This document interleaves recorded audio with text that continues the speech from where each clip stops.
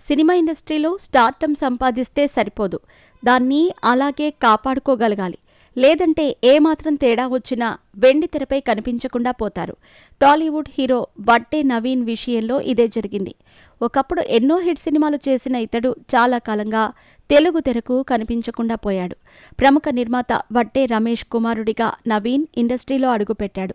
కోరుకున్న ప్రియుడు చిత్రంతో హీరోగా ఎంట్రీ ఇచ్చాడు. రెండో సినిమా పెళ్లితో నవీన్ గ్రాఫ్ అమాంతం పెరిగిపోయింది.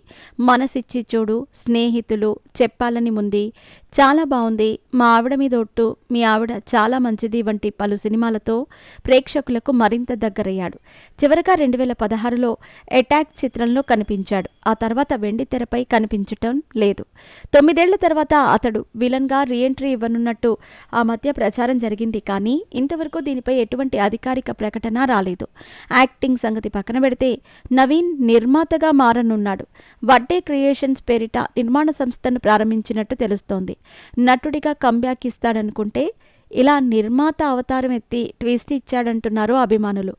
ఏదేమైనా సినిమా ఇండస్ట్రీలో నవీన్ సక్సెస్ అవ్వాలని కోరుకుంటున్నారు.